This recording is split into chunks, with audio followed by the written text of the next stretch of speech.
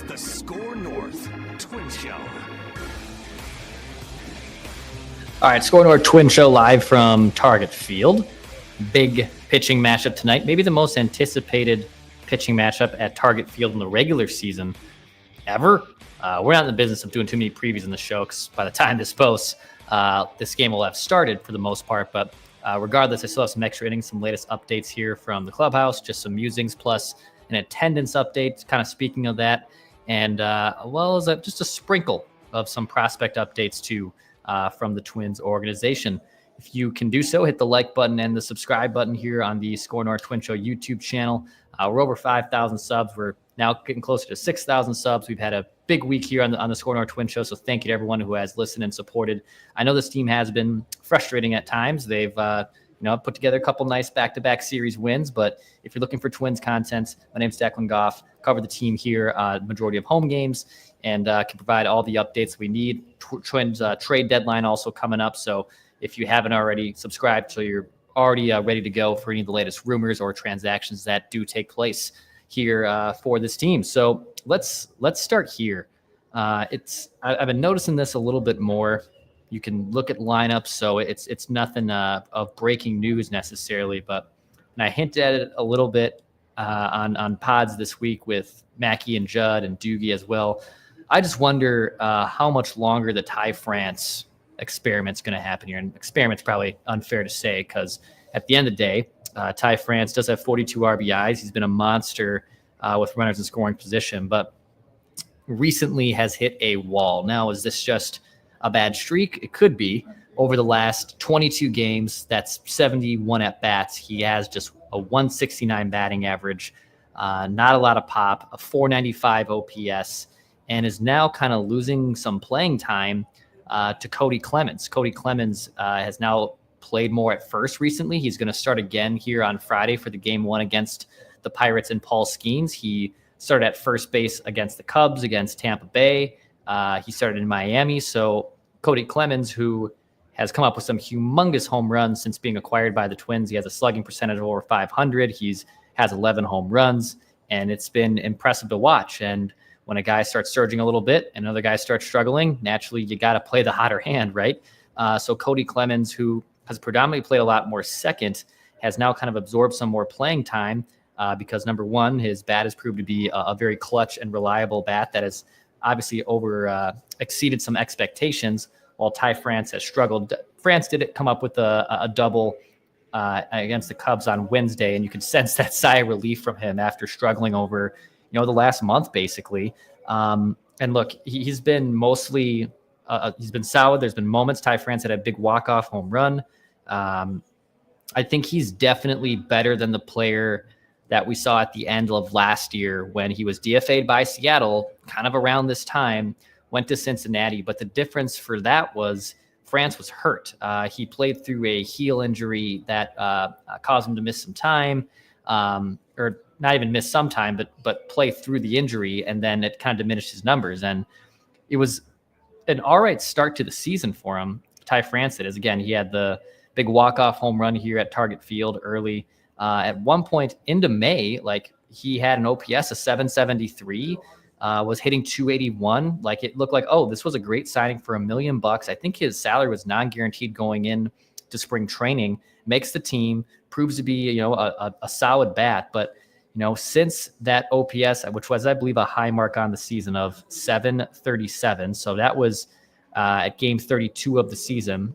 Since then, Ty France hitting 236, an OPS of 614, well below league average. And again, he's had some clutch RBIs, which is big. But I just wonder how much longer. And look, I don't think he would generate a ton of trade interest. He's beloved in the clubhouse. Fans do love him. He's a veteran presence. He made an all-star game, which is happening here a few weeks ago. But I kind of wonder if Kody Clemens is starting to steal some of that playing time.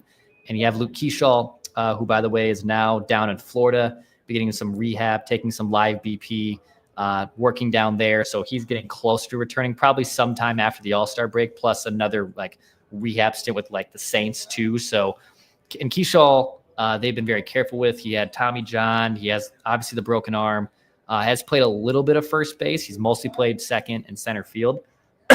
But I wouldn't be surprised if he mixed in there at first. So France has been awesome. I don't think they'll just absolutely DFA him. Maybe a reset over the All-Star break is good for him, right? Like he could use that. But I just, it's something to notice here.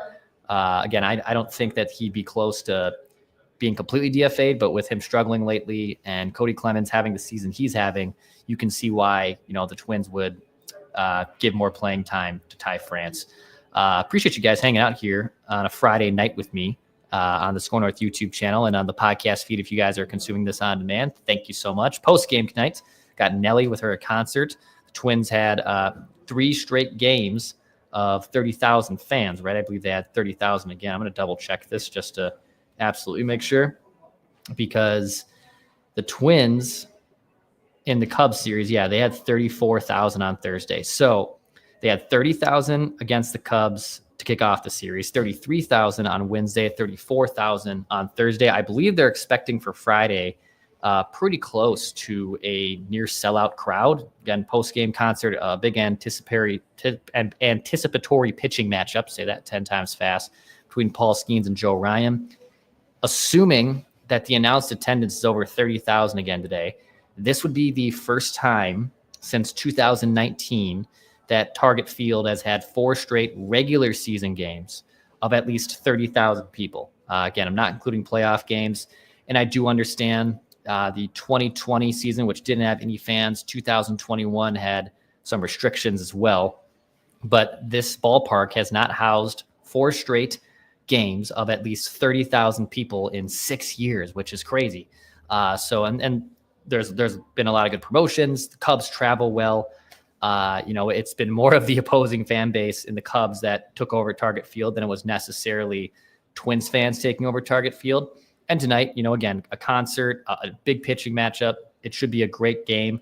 On Saturday, there's the Byron Buxton bobblehead. So maybe it's 5 straight of 30,000 people. Again, the Pirates, outside of Paul Skeens, aren't a huge draw, but just an impressive note. We had the Target Field was booming during the year it opened in 2010, and even in those first 4 or 5 years when the Twins really weren't that good, it was still a lure for fans to come to the best bar in the Twin Cities and watch a great, watch some great baseball at times. But it's impressive that it's been that long since the last time we saw the Twins do something like that. So we'll see what the announced attendance is here for tonight. Looks like the rain will hold off too, which is good. The Twins in the second half of the year, and we'll have kind of some overarching things, by the way, heading into the All-Star week. Obviously, the Twins won't be back in play until Friday when they're in Colorado. It sounds like the Twins will have a kind of voluntary workout on Wednesday. For those that want to come in, they'll open the ballpark for a little bit for the players to get some, time in. And on Thursday, they'll fly out to Colorado. Most of the guys will obviously be back here. They have to be back here because they're flying out to Colorado for the series against the Rockies. But that's kind of the plan there behind the scenes for them. But the Twins will open on the road at Colorado, and then at LA, they're going to be at the Dodgers here in about 10 days before they come back home after this series wraps up for the break. The Twins will not be back at home until July 25th, which is a 3-gamer against the Nationals and 3 against the Red Sox too, which will be very exciting. And then some softies, Pittsburgh here for 3, Colorado out of the break. Dodgers are obviously very good. Washington has not been good. Boston's been very inconsistent, but still over 500. So yeah, an interesting stretch of ball here as we lead up to the trade deadline. And remember, it's July 31st, and the Twins are off that day. So they will wrap up a 3-game series against the Red Sox. They'll be off on July 31st, which is the trade deadline. The Twins will play at Cleveland and at Detroit, and then home against Kansas City coming out into the month of August. So very pivotal stretch here to see where they go. I know a lot of fans want them to sell, but when you look at those opponents outside of the Dodgers, there's a very interesting path to still remain relevant, assuming that they can take care of business against the bad teams. So as much as fans do want to sell, I think in general, the better decision is to likely sell, at least sell some pieces that can still bring you, something back in the future, maybe gear up for 2026. But a very interesting stretch coming up here for the Twins from from them and what they want to do, obviously, at the trade deadline. Few minor league notes here, a few prospect updates here on the SKOR North Twins Show. You can hit the subscribe button for the latest updates on these prospects and on that trade deadline. Whatever happens, we'll be ready to react to it here on the SKOR North Twins Show. My name's Declan Goff, live here from Target Field, hanging out with you on a Friday. Marco Raya has kind of spun together some really impressive games lately. Raya is, I believe now, I think he's the 7th best prospect in the organization overall. Sixth best prospect overall. At one point was the top pitching prospect before a really ugly 2024 season kind of dropped his value down a little bit. At one point this year, his ERA was in the 10s heading into June. He's 22 years old. He has really good electric stuff, but has not really been able to put it down for strikes mentally, might not have the makeup, but lately he has really turned things around, which has been very encouraging. Yesterday for the Saints, spun together 6 innings, allowed just 3 hits, 7 strikeouts. He has allowed 1 earned run or less. And let's see here. 1, 2, 3, 4, 5, 6. We'll do it on the fly here. In 4 of those 6 starts, he has allowed 1 run or less, which is encouraging. And again, he's only 22. So as much as you see a ballooned ERA of 10 in June, which, by the way, Patrick Royce talked about this today, about this as well. When you see that, that's a opportunity for a demotion, right? Go down and figure some stuff out. But when you're 22 facing AAA pitchers, and you have to remember, even though AAA might not have the top dogs and prospects, even though they're a call away, you are facing guys that are much older than you, dudes that have either a lot more AAA and honestly MLB experience. So this is where you can't really give up on a 22-year-old. It's a perfect example. He'll turn 23 here next month, but really curious what kind of pitcher he turns into. If he comes into spring training, if he can finish this year strong and then goes into spring training next year with some, better command and control, I could see him, obviously being someone that flirts with being in the Twins pitching plans for 2026. So they have Chris Paddock, who's going to be a free agent. If they don't bring him back, there's a vacancy there. Very interesting update there. I'm seeing a comment here, and you can leave me some comments if you'd like. It's from G Baby, who said, "What's the word on Julian or even Austin Martin?" The Austin Martin, Edward Julian thing's pretty interesting. So both those guys have put together some impressive numbers. I mean, Edward Julian has been great in AAA, especially I know not so much lately, but he has put up some better numbers since being demoted. Again, struggled a little bit, but at times has shown there's something that could be here. I believe that an opposite field home run yesterday, had a back-to-back multi-hit games. I don't know what the plan is for him, man.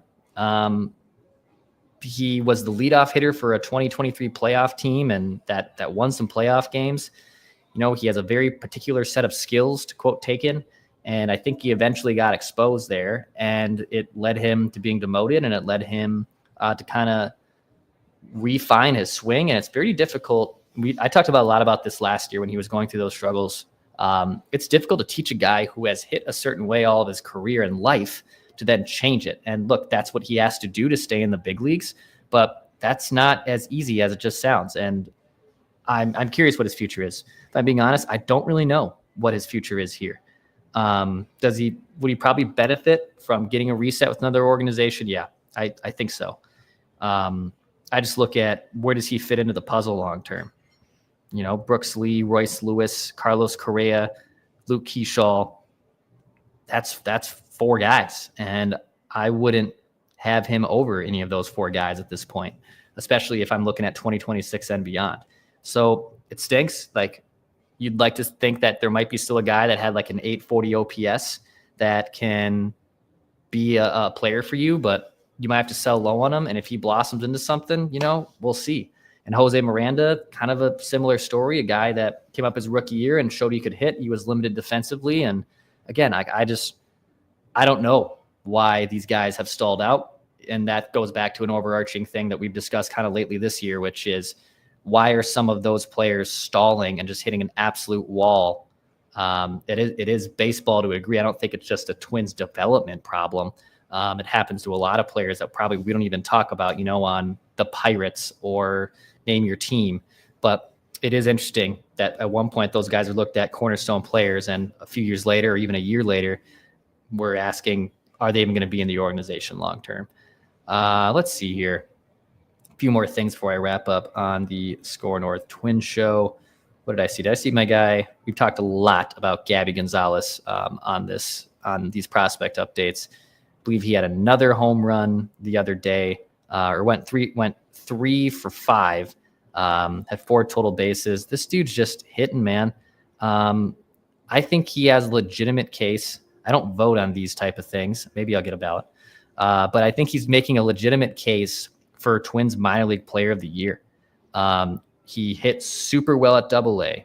He hit well at high A. He has a 945 OPS, hitting 343, slashing 343, 425, 25 this season. I mean, look, Walker Jenkins is healthy now and starting to put together some nice ABs. Keyshaw and Emmanuel Rodriguez. Keyshaw obviously got the call up here. Emmanuel Rodriguez has had some injuries that have been starts and stops. Kalen Culpepper's been really solid this year. But I just look at what Gabby Gonzalez does, and even though he's the 17th ranked prospect after being kind of a fringe top 10 guy, how do you not consider him for that? So, yeah, he's having a really good year. Another comment here. I want to talk to Samson. Says, get France out of here and call up Aaron Sabato. So Aaron Sabato, who was the Twins' first-round pick in 2020. So Sabato, let's see, let's pull up his numbers. He got off to a really nice start with St. Paul after being recalled, and he's like the all-time leader in home runs with Wichita. Hit a home run earlier this week. Since being, I believe, called up to the Saints, I'll pull this guy up here again, working on the fly for you guys. In 20 games, the Saints, I mean, big numbers, 304, 377, 522. He has hit 13 home runs between all of his stops this year in the minor leagues.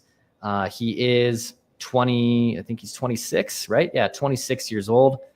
Yeah, like, is he a quad A player? Potentially, after figuring things out now, but it's worth a shot. I'd rather give Aaron Sabato a shot than probably give more playing time post-trade deadline to someone like Ty France. Why not?